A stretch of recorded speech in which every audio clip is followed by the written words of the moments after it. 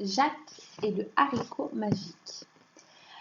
Avant de découvrir l'épisode numéro 3, puis ensuite l'épisode numéro 4, nous allons commencer par raconter le début de l'histoire. Je vais donc reformuler, le livre est fermé, je vais reformuler avec mes propres mots l'épisode 1 et 2. Que se passe-t-il donc au début de l'histoire ? L'histoire se déroule dans une petite ville où l'on raconte qu'à cause d'un terrible géant que personne n'a jamais vu, les gens sont malheureux. Jacques vit avec sa mère et sa vache Marguerite. Un jour, la mère de Jacques décide de vendre la vache car elle ne donne plus de lait. Jacques va alors au marché pour vendre à bon prix sa vache.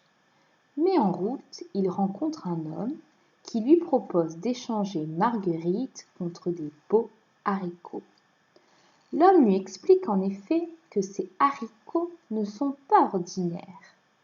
Jacques, très curieux, décide d'accepter cet échange. Quand il revient à la maison, sa mère est furieuse de voir arriver Jacques sans l'argent espéré. Elle jette alors les haricots et pleure, pensant que son fils ne serait pas capable de l'aider correctement. Jacques passe ensuite toute la nuit à faire des rêves bizarres. Voilà ce qui se passe dans l'épisode 1 et 2. Je vais maintenant ouvrir le livre et je vais lire l'épisode 3 et ensuite l'épisode 4. Les illustrations vont défiler sur l'écran. On y va. À son réveil, il fut très étonné en voyant de gros troncs devant sa fenêtre. Il sortit aussitôt et découvrit avec surprise que les haricots avaient poussé, et que leurs tiges formaient une échelle qui montait jusqu'aux nuages et semblait les traverser. Le garçon courut aussitôt vers l'échelle et commença à grimper. Quand sa mère sortit de la maison et le vit là-haut tout près des nuages, elle cria pour le rappeler. Mais il ne l'entendait déjà plus. Parvenu au sommet, Jacques aperçut au loin un château.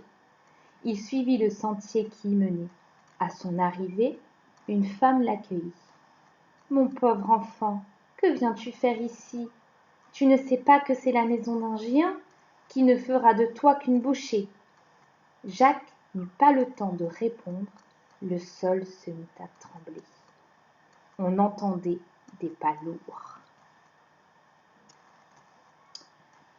On passe à l'épisode numéro 4. Je continue à lire l'histoire. Pendant que la bonne femme accueillait le géant, Jacques courut se cacher dans un placard de la cuisine qui était resté entrouvert. À peine entré, le géant se mit à renifler. « Ça sent l'enfant ici, ça sent l'enfant. Où est-il ? Où le caches-tu » Et il se promenait partout dans la pièce avec un air menaçant. Dans son placard, Jacques était immobile, se retenant de respirer. La bonne femme essayait de cacher sa peur. « Monseigneur, ce que vous sentez, ce sont les volailles que j'ai préparées. » Et elle posa un immense plat sur la table. Le géant engloutit un canard entier, puis un poulet entier, et il réclama à manger encore et encore. Après ce repas, il se dirigea vers le placard où se trouvait Jacques. Le malheureux se blottit tout au fond, derrière de grands sacs. « Maintenant, je vais compter mon or, » dit le géant, et il attrapa 2 gros sacs qu'il renversa sur la table. Il commença à faire des piles, mais il ne tarda pas à s'endormir et se mit à ronfler bruyamment.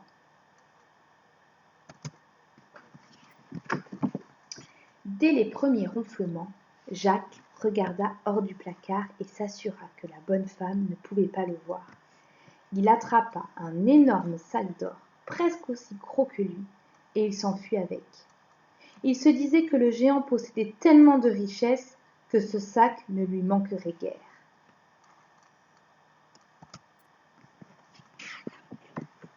Quand il arriva en bas de l'échelle, sa mère se réjouit de son retour. Elle avait eu bien peur qu'il soit parti parce qu'elle s'était fâchée contre lui la veille. Elle se réjouit encore plus quand elle vit le contenu du sac.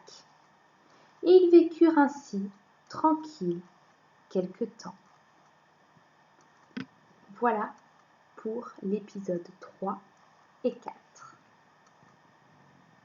Nous découvrirons la suite la prochaine fois.